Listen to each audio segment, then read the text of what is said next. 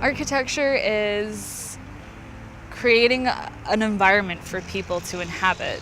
And it's not limited to a building. It could be anything. It could be a bench.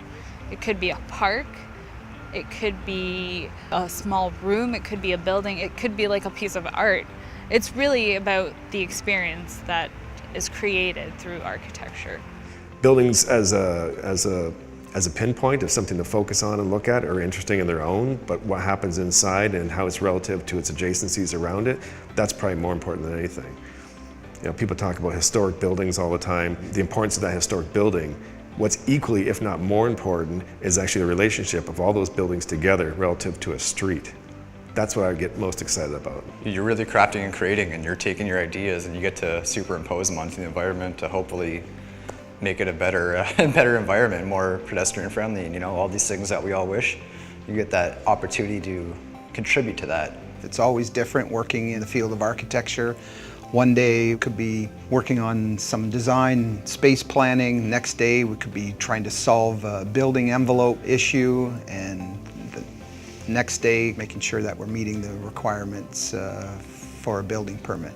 It's a lifestyle. It's not like a job. It's not something I go to work, come back and forget about it. It's a huge part of my life. It's not about the softwares that I've learned because they're constantly changing. So I can learn a software today, in 10 years, by the time I'm actually applying this, it won't be relevant. Like when you go to school, okay, you go through all your schooling and everything, and you think, okay, when I'm done school, I'm an architect, I get it.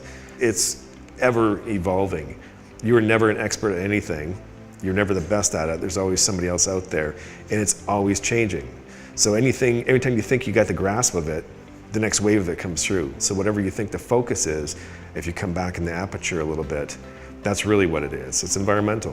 When the contractors start building the building, it's pretty exciting to see, that information that you've had in your mind now coming to reality, and the buildings being built.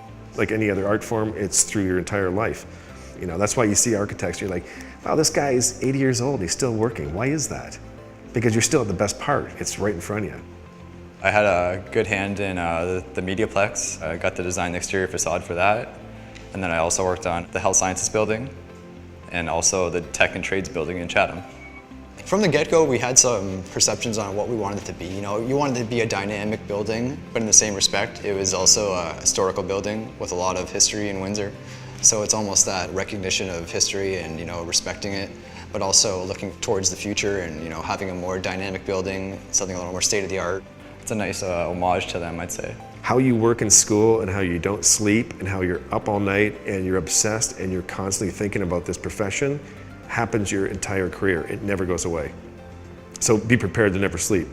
I think about when I first started at St. Clair, I could not have imagined where I would have ended up and the things that I would be doing. I've been to school both in Canada and the States, and it's really inexpensive to go to school in Canada, which is a super bonus. And if you can get it at the caliber of education you can get from that, that's even that much better.